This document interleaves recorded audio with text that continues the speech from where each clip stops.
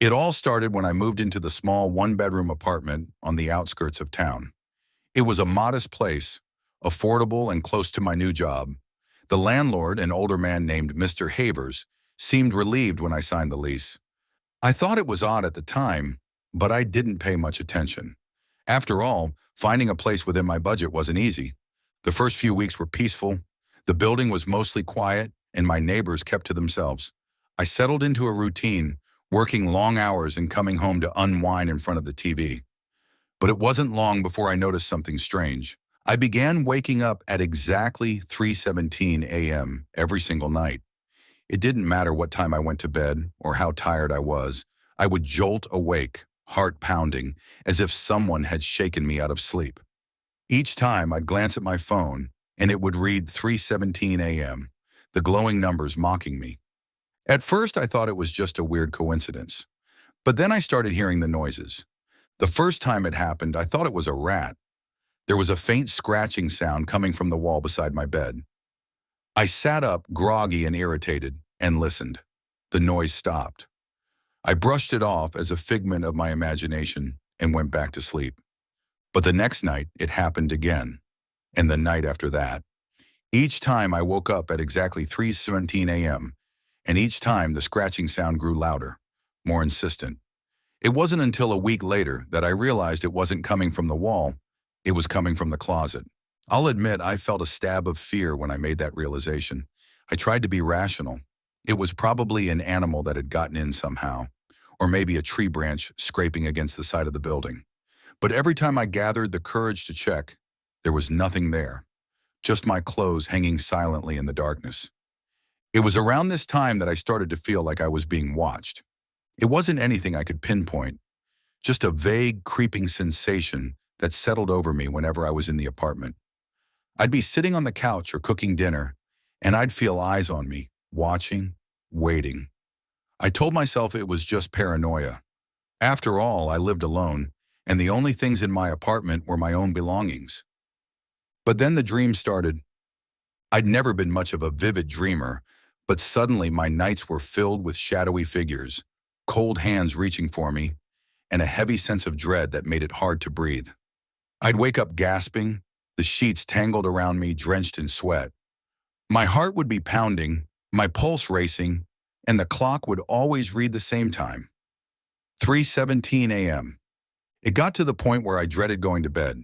I'd stay up as late as I could, my eyes glued to the TV or a book, anything to keep my mind off the fear that had settled like a fog over my thoughts. But no matter how late I stayed up, I'd wake up at the same time, every single night. I started losing weight too. My appetite vanished, and I was constantly on edge. My friends noticed, but I couldn't tell them what was happening. How could I explain that I was being tormented by something I couldn't see, something I couldn't prove existed? One night, after yet another terrifying dream, I finally decided to confront whatever it was that seemed to be haunting me. I sat up in bed, heart pounding, and turned on the bedside lamp. The closet door was slightly ajar, just as it had been every other night. I swallowed hard, forcing myself to get out of bed and approach it. "Who's there?" I whispered, my voice trembling. "What do you want?" There was no answer, of course, just the soft creak of the floorboards as I stepped closer. I reached out with a shaking hand and yanked the door open. Nothing. Just empty hangers and a few boxes on the floor. I let out a shaky laugh, relief washing over me. "See?" I muttered to myself. "There's nothing here." But as I turned away, I heard it, the faintest whisper coming from deep within the closet. "Leave!" I froze, every muscle in my body locking up. The voice was low and raspy, like it hadn't been used in years. I turned back, my breath catching in my throat. Who are you?" I stammered, my eyes darting around the empty space. "What do you want?" The closet seemed to stretch before me, the darkness inside growing deeper, more suffocating. The air grew cold, and I could see my breath misting in front of me. The voice came again, closer this time, as if it were right behind me. "Leave, before it finds you."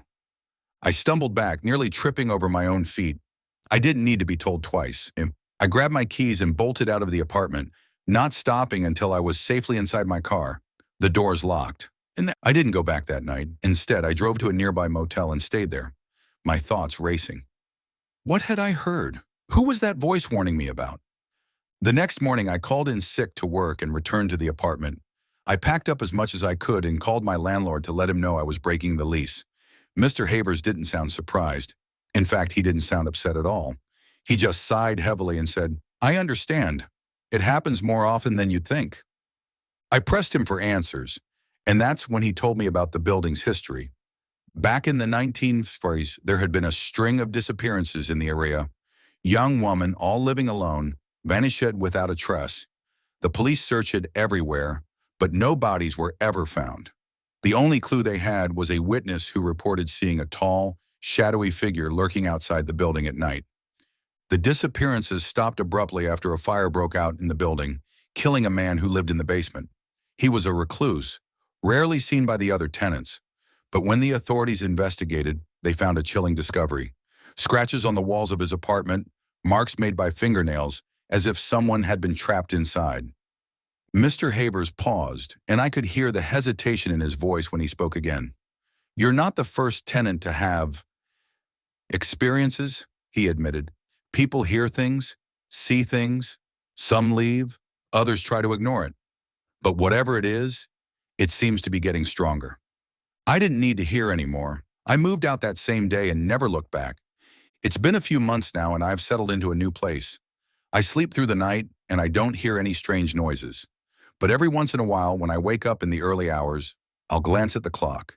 And if it's 3:17 a.m., I feel a chill run down my spine. I don't know if it's a coincidence or if something from that apartment still has a hold on me.